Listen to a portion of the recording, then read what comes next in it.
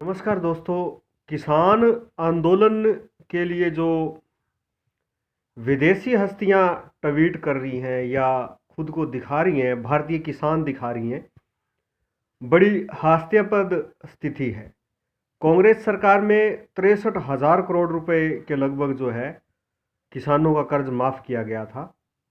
वो जो 63,000 करोड़ रुपए थे ना, वो मजदूर ने चुकाए थे, रेडी वाले ने चुकाए थे, गरीब ने चुकाए थे।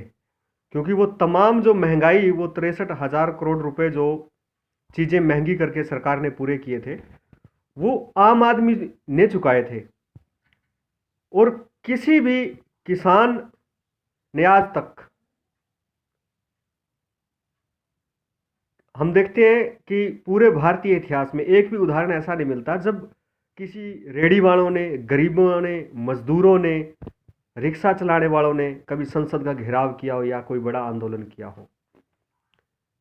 क्या उनके अधिकार नहीं होते? और हर बार, चाहे वो दंगा फसाद हो या कोई महामारी हो, सबसे ज़्यादा मार जो होती है उन गरीब रेहड़ी वाले, रिक्शा वालों और जो सब्जी बेचते हैं, सड़कों पर बैठकर मूंगफली बेचते हैं, उनको होती है। लेकिन उनके बारे में कभी किसी ने नहीं सोचा। आज तक उन लोगों ने इकट्ठा होकर कभी संसद का घेराव नहीं किया, कभी दिल्ली का घेराव नहीं किया। आखिर क्यों नहीं सोचा जाता उन लोगों के बारे में?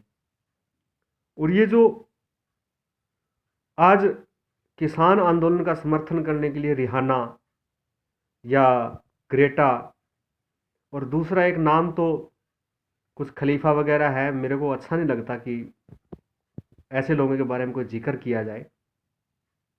नहीं है वो इस लायक कि वो, उनके उनके समर्थन की ज़रूरत नहीं है किसी भी तरीके से।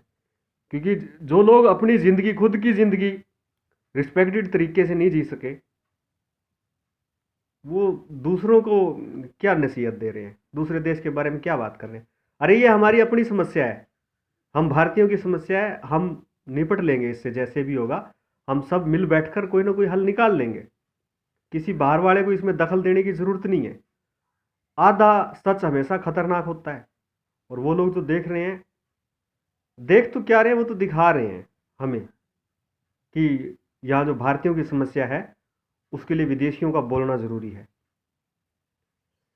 मैंने अभी 60,000 करोड़ रुपए की बात की। इसके लिए जब ये माफ़ किए गए तो किसी का ट्वीट नहीं आया था।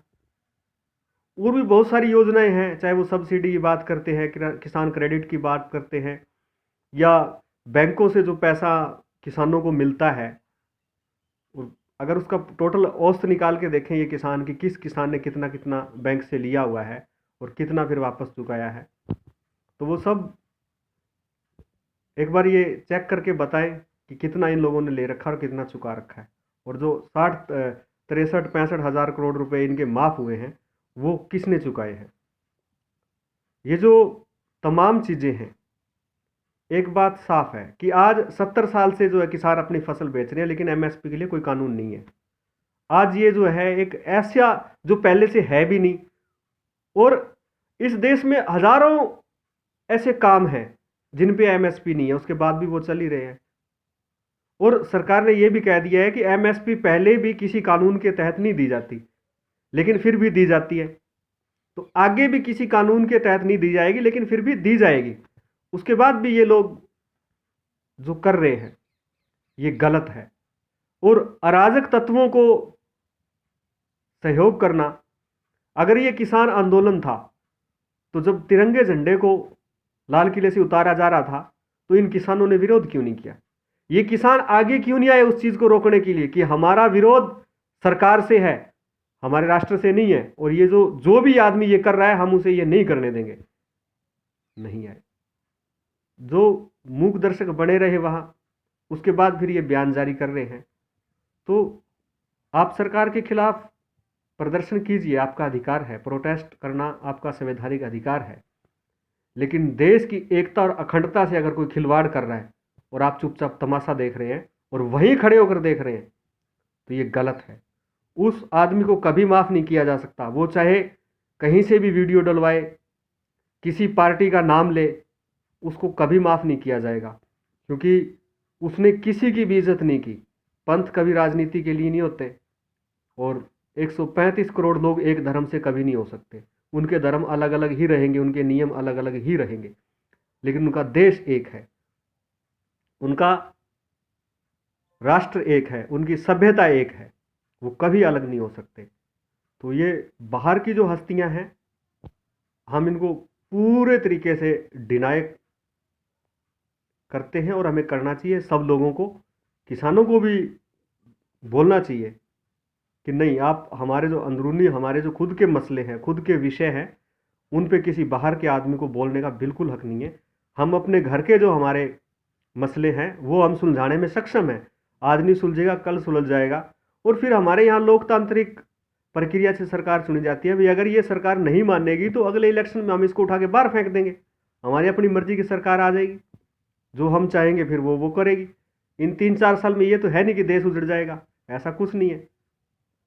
इस देश ने सदियों, 800 साल तक मुगल इसको नहीं उजाड़ सके, 200 साल तक अंग्रेज इस देश को नहीं उजाड़ सके। तो 4 साल में आकर अगर सरकार में कुछ कमी लगती भी है तो वो भी इस देश का कुछ नहीं कर सकती, क्योंकि ये देश अपने खुद के दम से चल रहा है।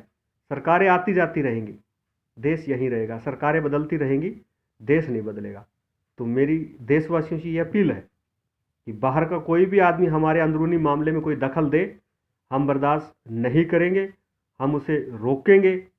और हमें किसी भी तरीके के ऐसे किसी देश विरोधी तत्व जो किटें लिख के ट्विटर पे डाल रहा हो, सोशल मीडिया पे डाल रहा हो, हमें नहीं चाहिए।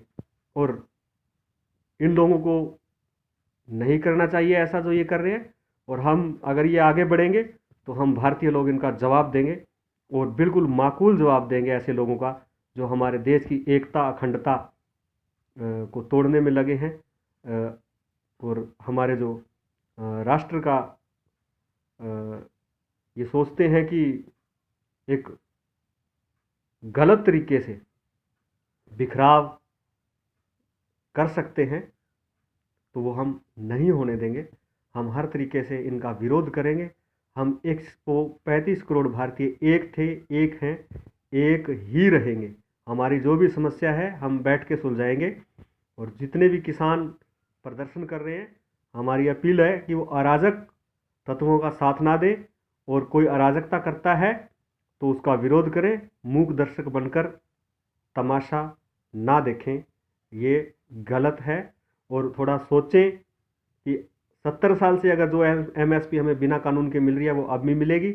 और कानून के अंदर अगर कोई ऐसी चीज़ है जो आत्मनिष्ठ है, वस्तुनिष्ठ नहीं है, जिसका सर्वसम्मति से पालन करना असंभव है, जिससे भविष्य में परेशानियां होंगी, तो हमारे जो विधिवेता हैं उन्हें ये बैठ के सोच लेना चाहिए कि हाँ, ये मांग सही है, और वो मान लेनी चाहिए।